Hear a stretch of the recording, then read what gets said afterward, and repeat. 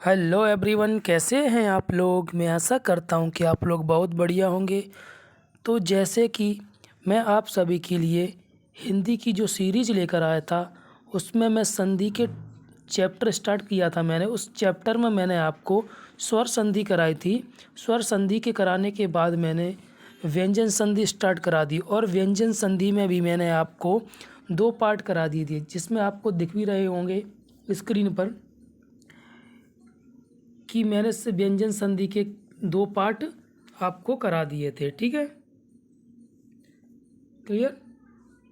तो मैं आशा करता हूं कि आप सभी को मेरे द्वारा कराए गए संधि के दोनों, यानी दोनों संधि से मेरा मतलब है स्वर संधि और व्यंजन संधि, जहाँ तक मैंने कराई है वो आपको अच्छे से समझ में आई होगी। ठीक है। और अगर आप में किसी को भी, जो भी स्टूडेंट मेरे हिंदी की क्लास ले रहे हैं, उनको मैं एक बार बता देता हूँ, ये जो क्लासेस हैं वो ऑल कॉम्पिटिटिव एग्ज़ाम, जितने भी प्रतियोगी एग्ज़ाम्स होते हैं उन सभी के लिए ये इनफ है। ठीक है ना। और इस सीरीज को, यानी हिंदी की सीरीज को मैं बीच में फिनिश नहीं करूँगा, यानी पूरा इसको आखिरी तक कराऊंगा। और मैंने संधि के जो वीडियो मैंने, जैसे मैं आपको जो बुक दिख रही है, लूसेंट बुक है, उसके पहले टॉपिक का नाम है वर्णमाला। ठीक है। फिर उसमें आता है भाषा खंड वगैरह। ठीक है। तो जो व्यंजन संधि है इस बुक के अनुसार वो इसका चौथा चैप्टर है, लेकिन मैंने इसको पहले इसलिए रखा है क्योंकि अभी करंट में, अब वर्तमान में हमारे एसएससी जीडी के एग्ज़ाम चल रहे हैं। मध्य प्रदेश के छात्रों को अगर बात करें तो उनके पटवारी के एग्ज़ाम आने वाले हैं, तो उनके हर एक एग्ज़ाम में संधि सिलेबस में है। ठीक है। इसलिए, और संधि की ज़्यादा क्वेश्चन आते हैं, इसलिए मैंने संधि को पहले उठा लिया है, ताकि जो वर्तमान में जो भी एग्ज़ाम चल रहे हैं वो उनकी उसमें क्या हो सके, हेल्प हो सके। ठीक है। तो समय को बर्बाद ना करते हुए हम चलते हैं आज के अपने टॉपिक की तरफ, यानी अपने आज की कारवा की तरफ। ठीक है। ठीक है। तो आज मैं जो हमारी व्यंजन संधि थी, तो पीछे मैं 2 वीडियो करा चुका हूँ, यानी 2 पार्ट्स मैं आपको पहले करा चुका हूँ। जो भी स्टूडेंट पहली बार वीडियो देख रहे हैं हिंदी के, वो पुराने वीडियो देखकर, जो भी आज जैसे कम समझ में आएगा तो पीछे के वीडियो देखकर आप समझ सकते हैं। ठीक है। तो इसमें प्रिंट में थोड़ी प्रॉब्लम है, तो आप लोग थोड़ा, मैं आप बता के करा देता हूँ। ठीक है। वर्ग के पहले वर्ड का 5वें वर्ड में परिवर्तन। ठीक है ना। पहला जो वर्ड होता है मैंने आपको कराया है, पहले वीडियो में ही मैंने आपको वर्ड कराया है। ठीक है ना। क्लियर। तो उसी को आप अपने दिमाग में दोहराना। ठीक है। या आपने कहीं लिखा होगा तो उसको आप देख लेना। ठीक है ना। उसका 5वें वर्ड में परिवर्तन। ठीक है। अभी नीचे आएगा, उससे हो जाएगा आपका। ठीक है ना। ठीक है ना। पहले वर्ड कौन से होते हैं, का, चा, टा, ता, पा। ठीक है। इसकी मैंने ट्रिक भी बताई थी कि का, चा, टा, ता, पा। ठीक है ना। इसकी मैंने आपको क्या बताई थी, ट्रिक। ठीक है। का मेल किस के मेल 5वें वर्ड में। ठीक है ना। 5वां वर्ड कौन सा होता है,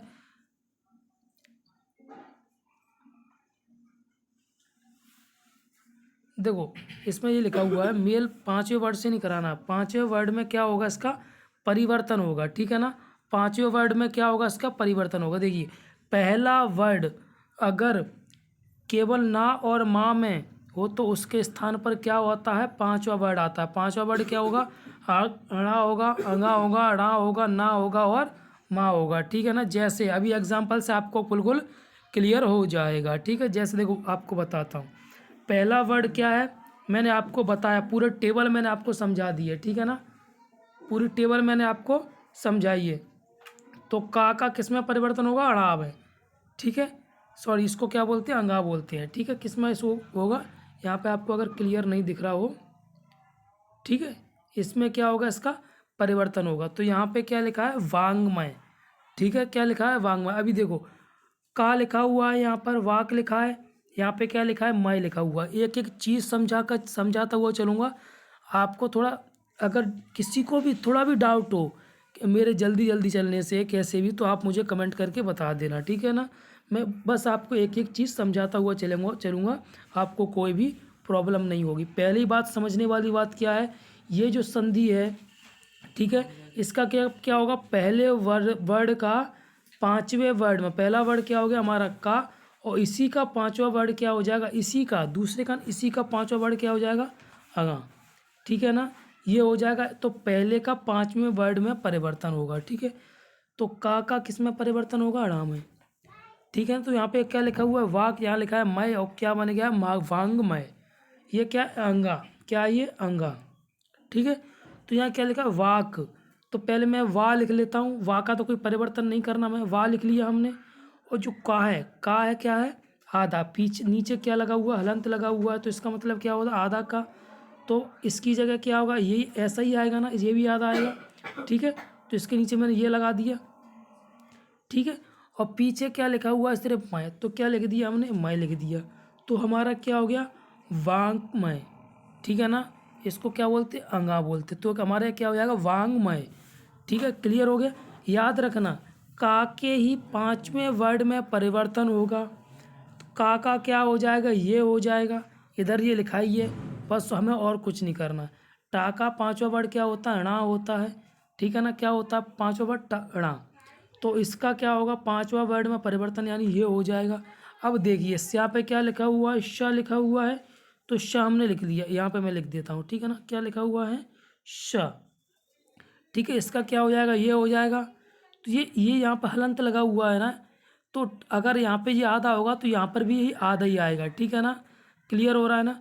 अगर यहाँ पे ये आधा, टा के नीचे हलंत लगा हुआ है, तो इसका मतलब क्या है, टा आधा है, तो ये भी आधा होगा। तो आधा ये कैसे बनता है, ऐसे बनता है। और पीछे क्या लिखा हुआ है, मुख लिखा हुआ है, तो पीछे क्या हम लिख देंगे, मुख लिख देंगे। कोई भी दिक्कत परेशानी अगर हो तो प्लीज़ कमेंट करके मुझे बताना। ठीक है, ठीक है। उसके बाद हमारा अगला क्या दिया है, ता। ठीक है ना, ता का किसमें, इसी के पांचवें वर्ड, यानी इसका पांचवा वर्ड क्या होगा, ना। तो यहाँ पे क्या लिखा हुआ, उत्मत, उन्मत। ठीक है, अभी देखना, उ लिखा हुआ, उ लिख दिया हमने। ता का आधा, आधा ना हो जाएगा, आधा ना बना दिया। पीछे क्या लिखा है, मत लिखा हुआ, तो हमने क्या लिख दिया, पीछे मत लिखा, उन्मत हो गया। क्लियर हो गया। तो इसके जो तीन बचे हुए हैं वो आप कर लेना। ठीक है, कोई बहुत बड़ी तोप नहीं है इसमें। ठीक है, आसानी से इसको कर सकते हैं। अब आते हैं छा संबंधी नियम। छा संबंधी नियम का मतलब होता है छा का किसी में परिवर्तन होना। ठीक है, छा संबंधी नियम। ठीक है, किसी भी ह्रस्व स्वर या आ का छास होने पर छा से पहले चा जोड़ दिया जाता है। ठीक है ना, छा की जगह क्या जोड़ दिया जाएगा, देखो फिर समझ रहे हो उसको।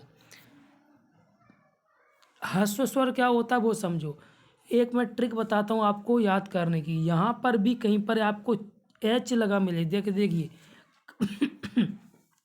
जैसे का होता है, का के बाद का आता है, क्या आता है, खा। तो खा की इंग्लिश क्या होती है, के एच होती है। तो जहाँ कहीं पर भी आपको एच लगा मिल जाए, देखो लेकिन इसमें क्या है, चा, चा में सी एच होता है, तो इसके बाद छा आता है, तो ये हमारा ह्रस्व स्वर नहीं है, लेकिन छा हमारा ह्रस्व स्वर है। इसमें क्या लगेगा, डबल एच, तो इसको आप अलग से याद रखना। ठीक है ना, और जहाँ पे भी आपको एच अगर इंग्लिश करने पर एच मिल रहा है, वो क्या होते हैं, हमारे ह्रस्व स्वर होते हैं। ठीक है ना, क्या होते हैं, ह्रस्व स्वर। तो छा संबंधी नियम क्या है, किसी भी ह्रस्व स्वर समझ में आ गया ना, यहाँ पर एच लगा हो। ठीक है ना, ह्रस्व स्वर या आ, बड़ा आ, छा से होने पर। ठीक है ना, मैं छा से होने पर छा से पहले चा जोड़ दिया जाता है। जैसे एग्जाम्पल समझो, यहाँ पे लिखा है स्व, यहाँ पे लिखा है छंद। तो देखो यहाँ पे छा से पहले क्या जोड़ दिया जाएगा, चा, आधा चा जोड़ा जाएगा, पूरा नहीं, आधा चा। तो यहाँ पे क्या लिखा हुआ है, स्व लिखा हुआ है। ठीक है ना, स्व लिखा हुआ है। यहाँ पे क्या लिखा हुआ है, छंद। तो मैंने यहाँ पे लिख दिया छंद। और बीच में इसमें क्या बोला गया कि छा से पहले आधा चा जोड़ा जाएगा, तो यहाँ आप आधा क्या जोड़ देंगे, हम चा जोड़ देंगे। तो क्लियर हो गया आपको। ठीक है ना, चा जोड़ दें तो हमारा क्या बन जाएगा, स्वच्छंद बन जाएगा। ये वैसे इसी में होगा परिच्छेद, इसमें भी आधा चा जुड़ जाएगा। क्लियर हो गया। छा से पहले हमें क्या जोड़ देना है, आधा चा जोड़ देना है। ठीक है ना, तो आज के लिए बस यहीं तक। ठीक है ना, कल मैं इसके आगे आपको कराऊंगा ता संबंधी नियम। अगर किसी ने अगर पुस्तक खरीद ली है तो बहुत बढ़िया है, आप मेरे से आगे भी चल सकते हैं और मेरे साथ आप इसका क्या कर सकते हैं, रिवीजन कर सकते हैं। ठीक, कल मैं आपको कराऊंगा ता संबंधी नियम कि ता के बाद यदि चा छा हो तो ता का क्या बन जाता है। देखो आज ही मैं इसको समझा देता हूँ। देखिए, ता के बाद यदि चा छा हो तो ता का क्या हो जाएगा, चा हो जाएगा, वो भी आधा चा हो जाएगा। समझ में आ रहा है ना। ता के बाद अगर चा हो या छा हो तो क्या हो जाएगा,